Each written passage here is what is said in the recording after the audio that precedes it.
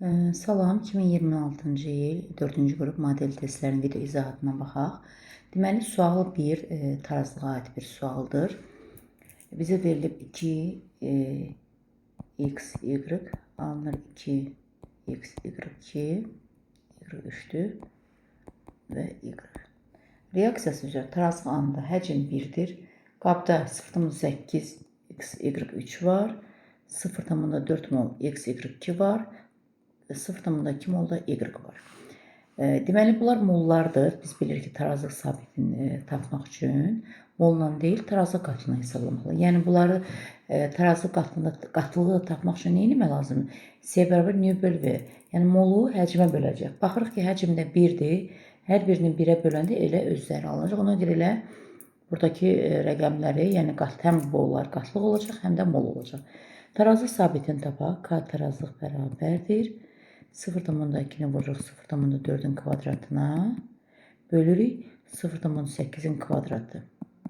İxtisar gedir 0,8. İxtisar gedir, burada qalır 2. İxtisar gedir, burada qalır 2. 0,2 böləndə də 2-yə. Eləcə cavab 0,100-də. Bir dəqiqə. Deməli, burada 2 qalacaq. Və 0,2-ni də böləndə 4-ə, eləcə 0,5. Deməli, biz müəyyən etdik ki, bizim tarazlıq sabitimiz əvvəlcə 0,5-dir.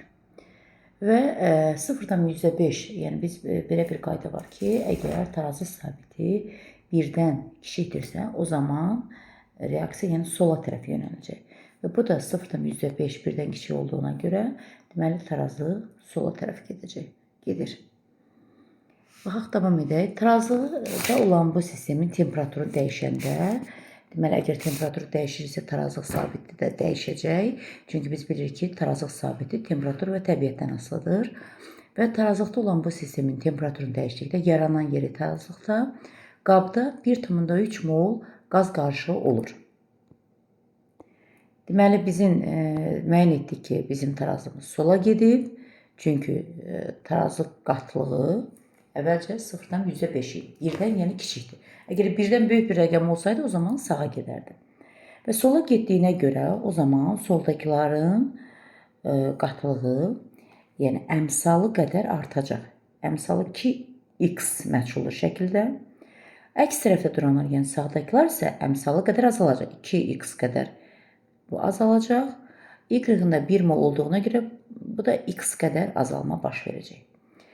Və qeyd edir ki, bu mollar 1,3 və toplayaq baxın bu üçünü də bərabər edək 1,3-ə və x oradan tapaq. 0,8 üstəgələ 2x üstəgələ 0,4 çıx 2x üstəgələ 0,2 çıx x bərabər 1,3. X-i tapdıq buradan 0,1. Deməli, müəyyən etdik ki, 0,1 x-ların yerinə aparaq 0,1 yazaq.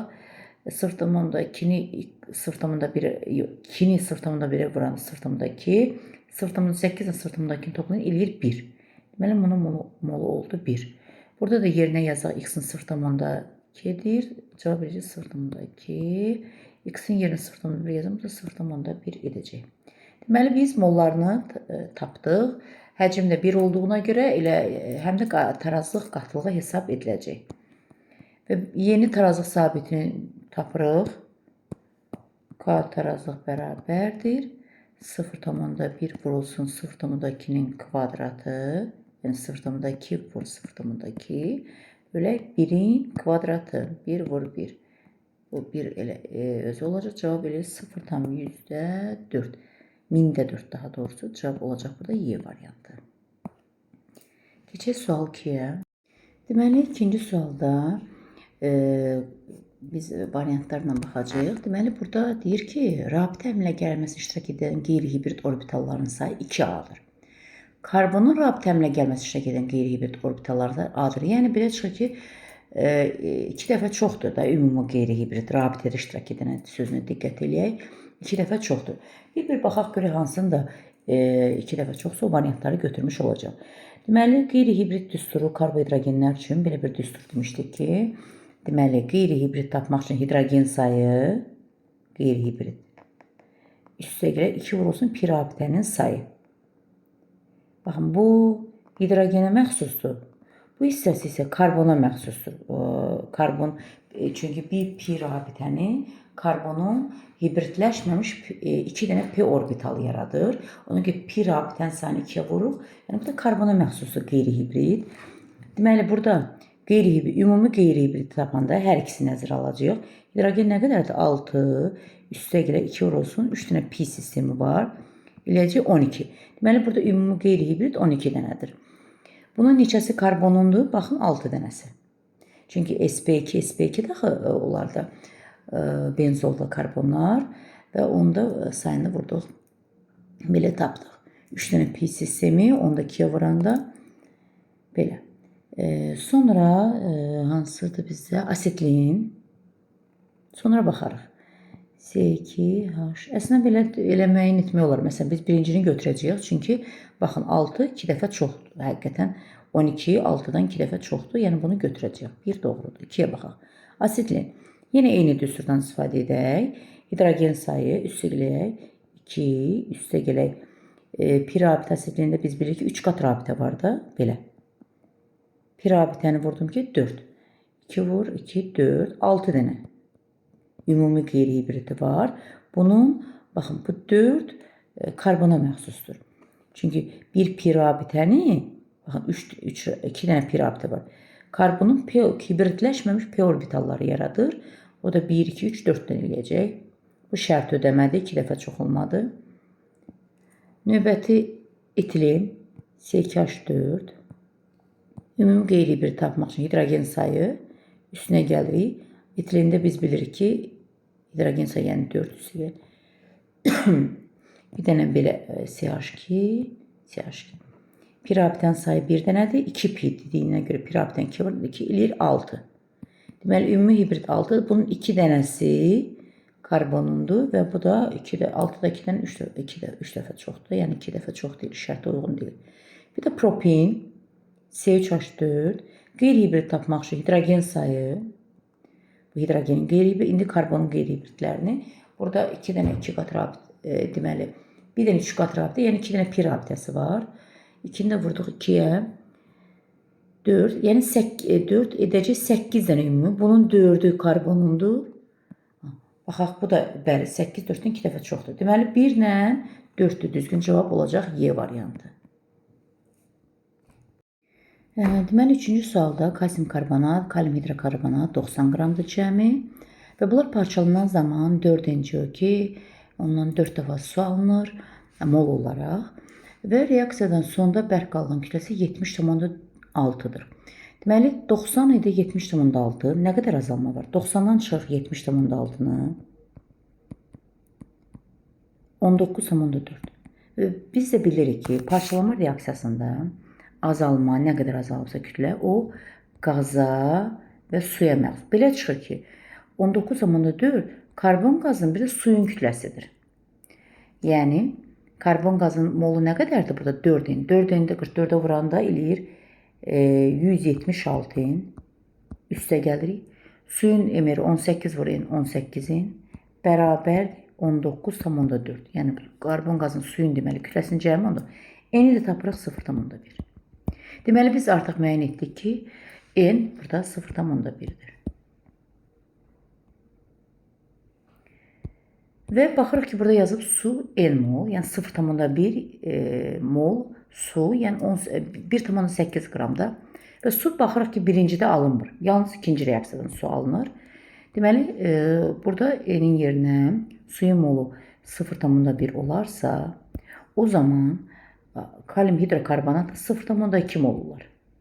2 dəfə çox daxil moluna görə tapırıq. Və bizə bir də ona qeyd edir ki, kalium hidrokarbonat 50% parçalanıb. Deməli, kalium hidrokarbonatın əgər 0,2-si parçalanıb, yəni 50%, deməli, kalium hidrokarbonat ilk dəfə nə qədər imiş?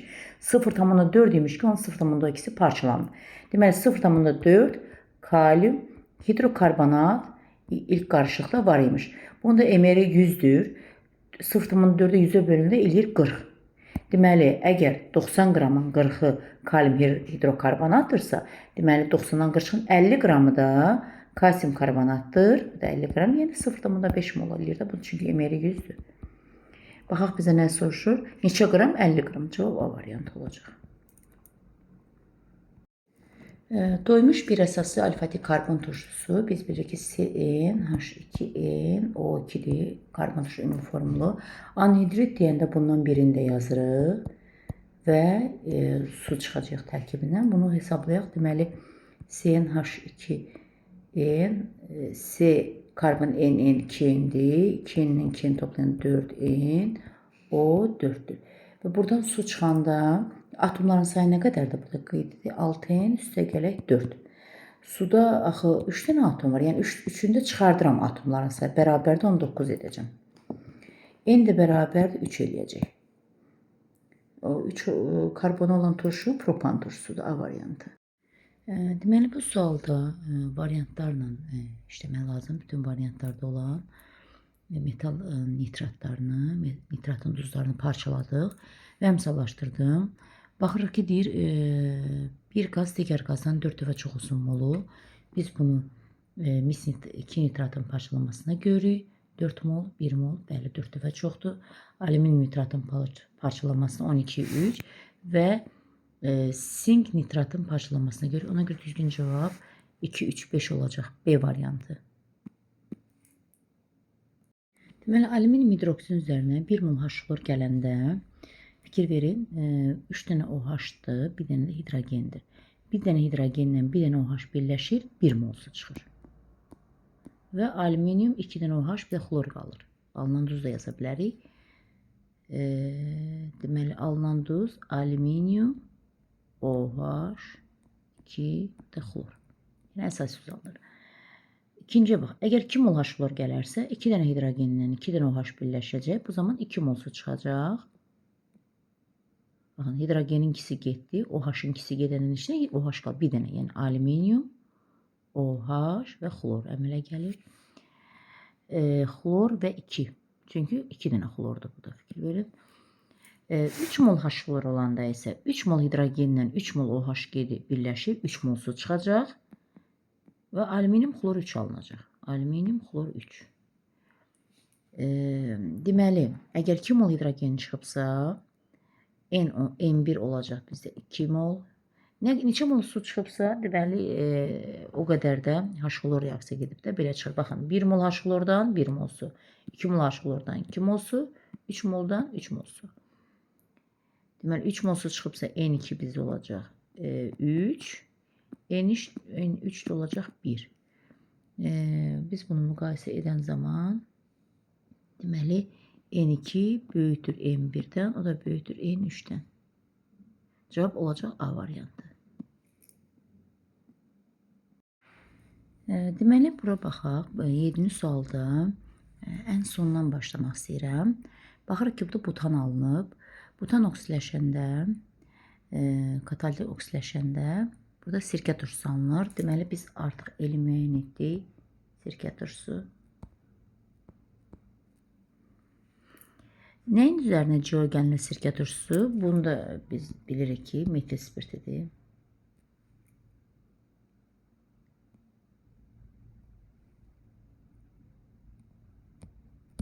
Dedim, müəyyən etdik. Keçək, bir də yuxarıya baxaq, birinin T-ni tapa bilərik. Baxın, hansı üzüm maddənin üzərində mis 2 hidroksid gəlinə CO2 əmələ gəlir? Bu qarışqa turşusudur. Qarışqa turşusunun üzərinə mis 2 hidroksid gəlinə CO2 alınır. Sonra burada biz indi Y müəyyən edə bilərik. Deməli, hansı maddənin üzərinə sulfat turşusu gəlsə, yəni qarışqa turşusu alınır. Məsələn, təbii ki, burada qarışqa turşusunun duzu olacaq.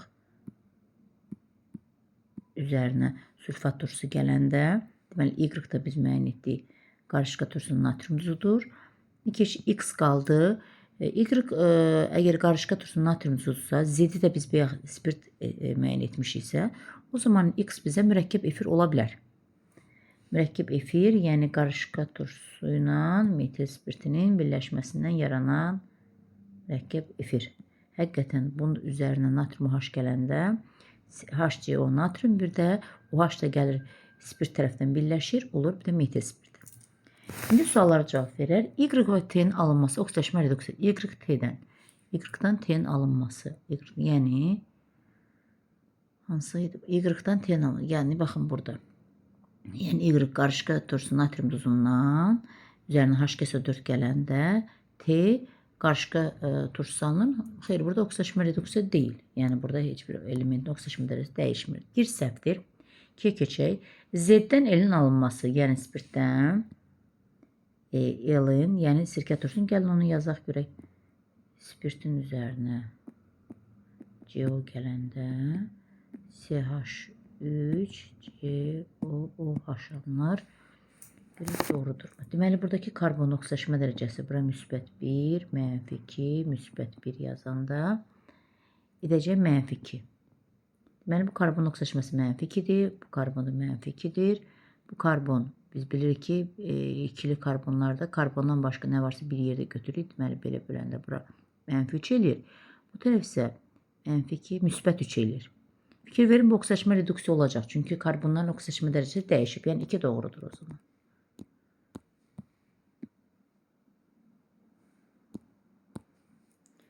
X və L izomerdir. X ilə L.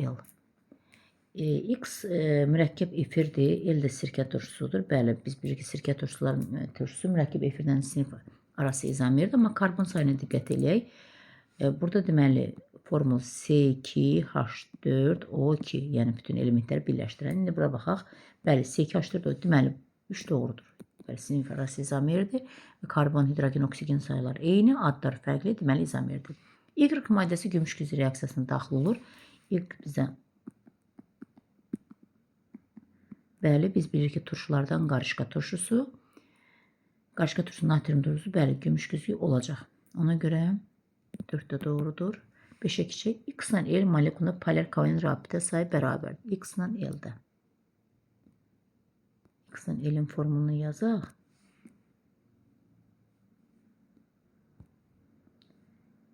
X bizdə mürəkkəb efirdir. Açıq şəkildə yazaqlı. L nə idi? Bir də spirt. Daha doğrusu sirkə turşusu. Bütün suallara cavab yazmışıq da bunları biz silə bilərik. Bir dənə L-in formunu yazaq, sirkə turşusunu açıq şəkildə görək. Həqiqətən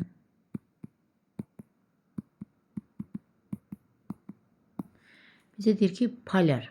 Polar kovalent rabitə müxtəlif qeyri-metallar arasında olur. Burada baxaq 1, 2, 3, 4, 5, 6, 7. 7 dənədir. Bunu götürmədim. Çünki bu qeyri-polardır. Bizə polar soruşur. 1, 2, 3, 4, 5, 6, 7, 8 dənə də buradadır. Xeyr, eyni olmadı. O da yanlışdır. 2, 3, 4. Y variantı olacaq. Deməli, alifatik doymuş bəsası karbon turşusu. Formunu necə yazacaq? HXH2XO2. Və alifatik doymuş bir atomu spirt, məsələn, CYH2Y2O. Burada hidrogen atomlarının sayı A-dır, yəni 2x bərabərdir A-ya.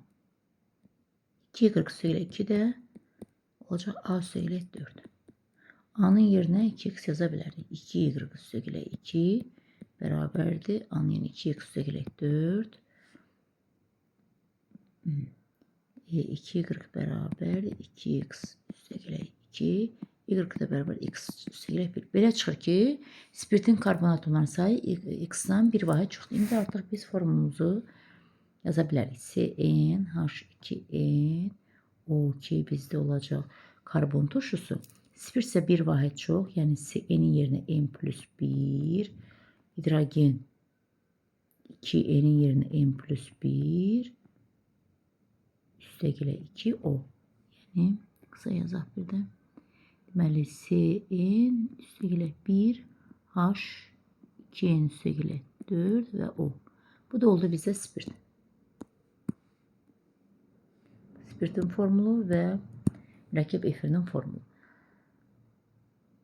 ve bunlar arasında reaksiya gedir. Spirtin ve karbon turşunun formunu yazdıq.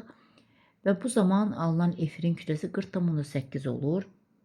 Bunların reaksiyalarından bilirik ki spirtlə karbon turşunun reaksiyasından mürəkkəb efir alınır. Ve mürəkkəb efir karbon turşunun spirtin qramından 18 qram. Yəni suyun kütləsi çıxanda mürəkkəb efirin kütləsi alınır.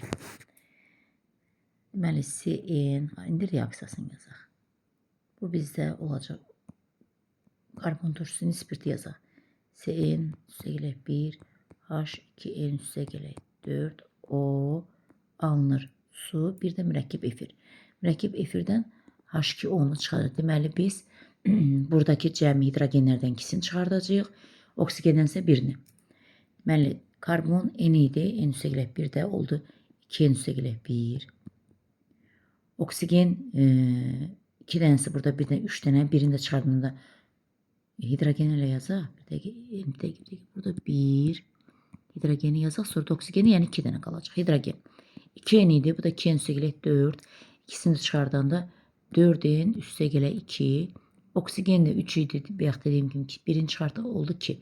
Deməli bir də 1 moldur su. Deməli bu bizim olacaq mürəkkəb efirimizin kütləsi. İndi gəlin tənasibi quraq. Mürəkkəb efir nə qədərdir? 40,8. Turşu nə qədərdir? 24. Turşunun emeri deməli 24-ə 40,8-dir. Turşunun emeri 14-in ilə 32-dir. Mürəkkəb efiri isə yazaq 28-in üstə gələk 46. Bax, bunu hesabladım. Bunu.